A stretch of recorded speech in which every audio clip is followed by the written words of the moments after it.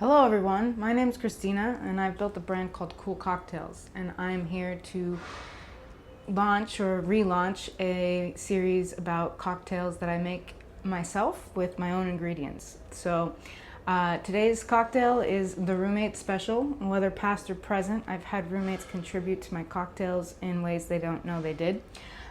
So today it's the middle of August, it's hot as can be and it's getting hotter.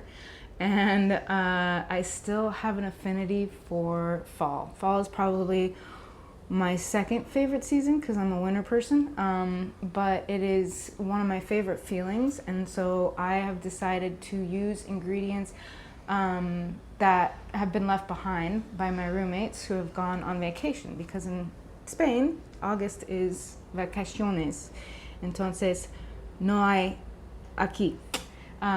Therefore, instead of letting the food rot, I'm trying to do everything I can to be sustainable in my field and my profession and my creation. So I am here to make sure that I don't waste anything. So the apples that were in my fridge were saying, hi, it doesn't need to be August, or doesn't need to be autumn. I just want you to use me. So I decided to make this lovely syrup, which I'll show you next about how I made it. It's manzana, or apple. It's butter, mantequilla. It's dates. I don't know how you say that in Spanish. And then also cinnamon and clove. So it's a really fun mix of autumn flavors.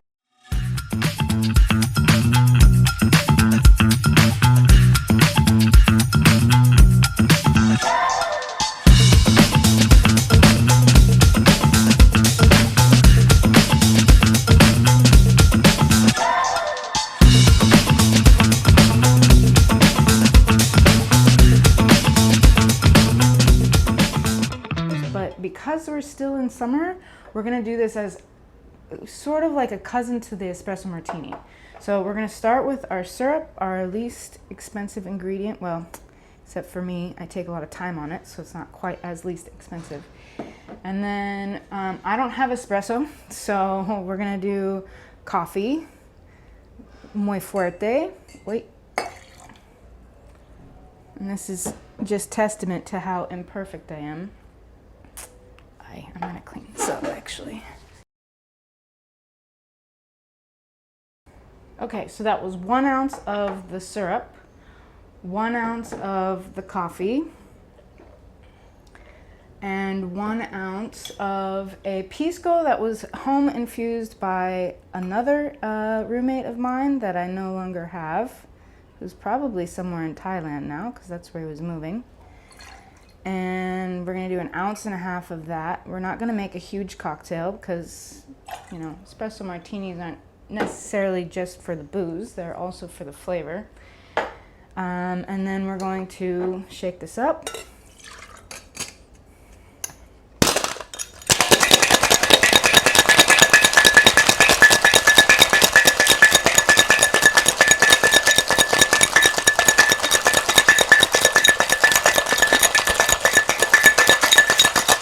Funny because I realized that bartenders always forget to smile. Not always, but you really have to think about smiling when you're shaking.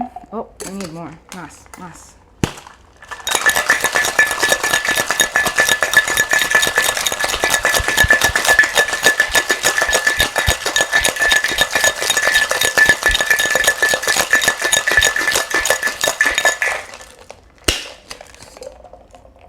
All right. Our tin is nice and frozen. And then we're gonna go ahead and pour that right in.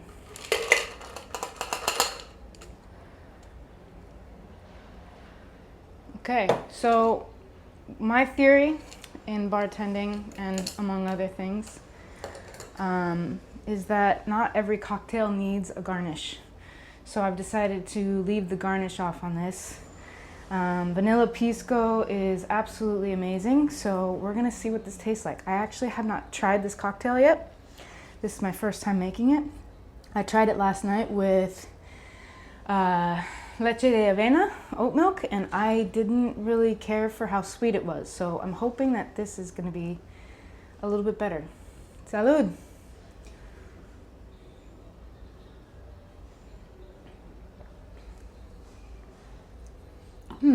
So this is a really fun beverage. It is a bit sweet still.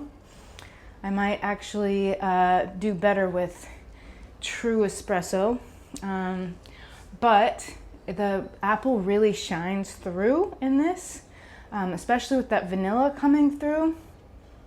And it's like, yes, it's definitely fall, but it's got that summer kick because the apple isn't overly spiced with everything else in the glass. It's actually coming through as like almost like an apple juice in a way. It's very complex, nice and sweet. So this would be more for a sweeter palate, which here in Spain works quite nicely.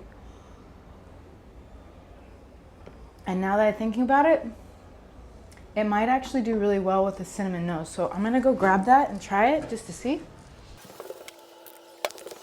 Okay, so here we have the cinnamon.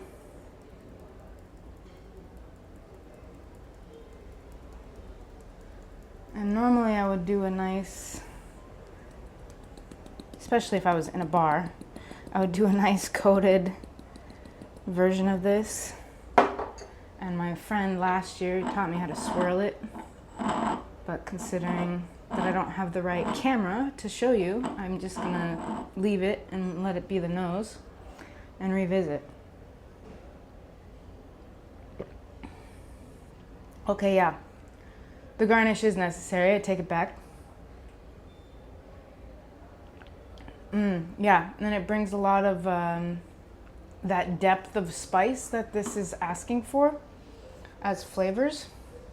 I like the butter aspect because it's so small, but it smoothens like almost like a milk wash would. But it's kind of in the background, and it gives like a silkiness. This is a good cocktail. This is good for brunch. This is good for,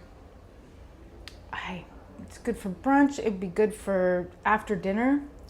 It needs to be a little bit less sweet. So definitely a more intense coffee. So an actual espresso. But I would definitely put this on a menu, and I would definitely recreate it. So anyway, I hope you enjoyed. Have a lovely day.